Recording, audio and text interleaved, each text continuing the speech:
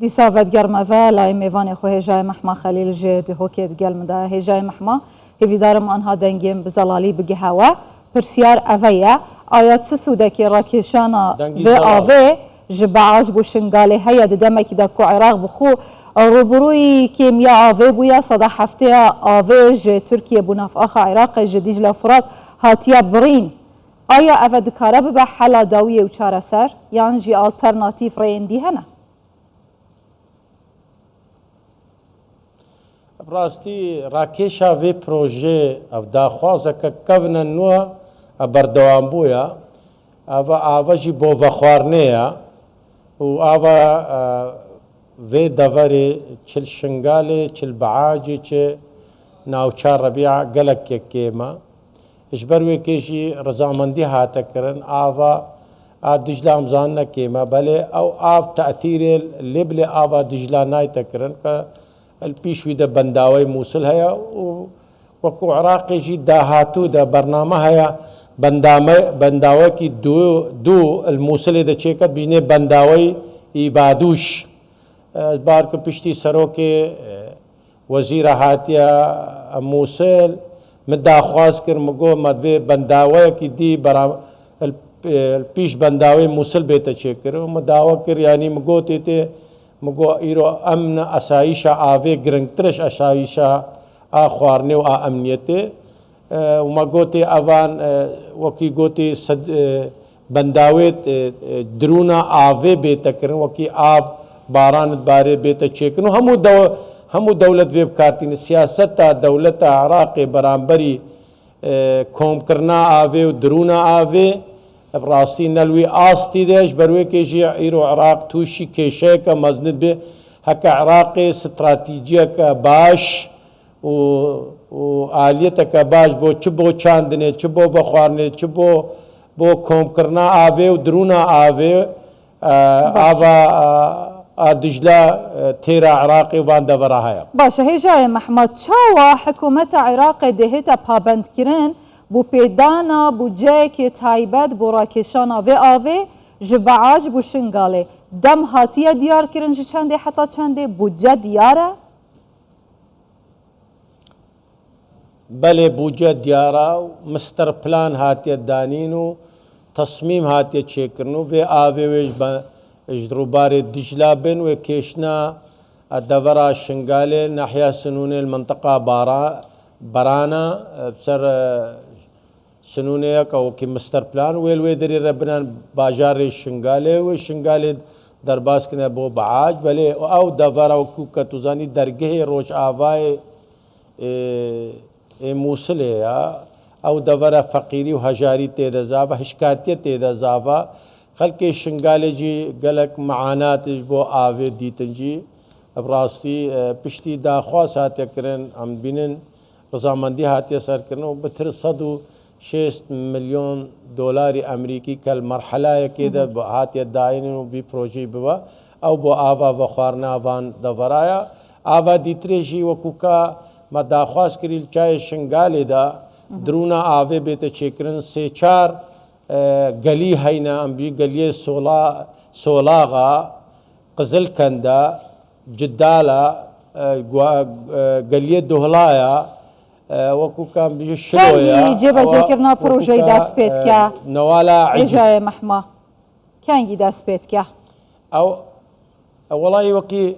وكي ما شاف ديتني داول وزير آبادان کرنے کاک بنگین او مستر پلان تها رادستی وزير عفوا دايا مديريا آوي ومجاري اوجي كي اعلان بكن شركات عالمي رصين ودس بي بكن جي وكو ابي درونا آوي وكوم كرنا آوي چاي شنگالي جي او پروژا وكم قايم هاتا باما حكومة عراقي قوم نكان بروان هيزين الشرعيم چن كاري خو بكن هنگي قوتن وكس قايم شنگالي افدا خوازيبو هنگي راوستاندن وكي سوداني هاتي ما داوا كرم ما سردانا وزير موارد المائية عراقي كر گوزه افسالا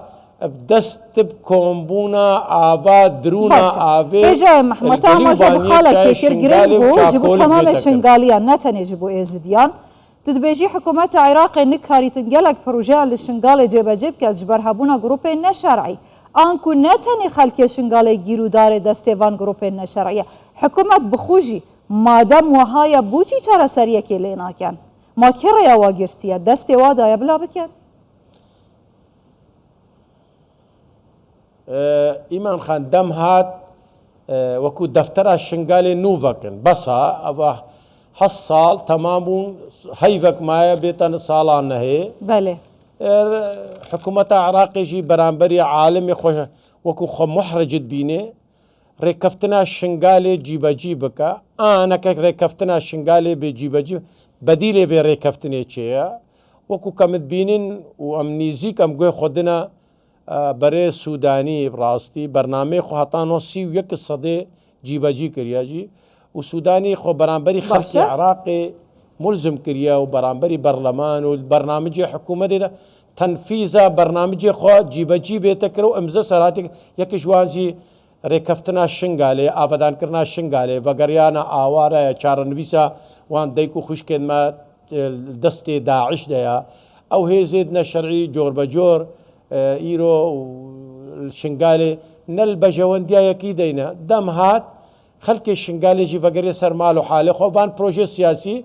برنامج مو برنامج حكومتي پشتوانيا قيادة مو تايبت جناب سرو برزاني كا گوهر گلک کار بکن بو ملت خوا بو همو عراقي خصوصا ما دبريد مجي وكو ام كاركيد كم شب وروش اب مشاريع استراتيجي بنا شنقالي دا بلنغازي وهشكي شنقالي دا نمي دا كسكياتي ودرفكي شغل بيتا چكر بو همو خلقي شنقالي بو ملت مي زيديا بو ملت مي بسلمانا بو كريستيانا بو تركمانا بو عربا بو كردايا ابا يا رسالة بو استقرار افي دبري بو امانة واستقرار بس هر جارك اف دبر اوارا ببي وارهاب تيدا ايري شابدا وبلنغازي فقيري تيدا پیدا بي باشه این چاورید کن دسر دماوی حکومت داری کفتنا دناو برا حولی رو بغدا به تجربه جکرن لسر شنگاله بکرتیش کرم اخو بله ما بقلق باوري بله ما قلق باوري هيا نيزكترين وقت بري سوداني و بيركتني بجيكا نيزكترين وقت جي اداره كنو شنغالي رو اداره كم جي هناك كيتش نو هناك جي كاري خود کا او شرعيه کا و اداره كنو چه به تکرن او پولیس جي 1500 و كوي مشغول رهانا و كوي مشغول رهانان ديدا و هر حساني آبادان کرنا شنغالي جي چار سرگاوي جي و تکرن جي و ازباركم بري افصال كوتاي به سوداني هندك بينغافت باش برانبري خلقي شنغالي وشنغال بابيش هجاي محما خليل اندام برلمان عراقي جده كي قال لك سباس هجاي محما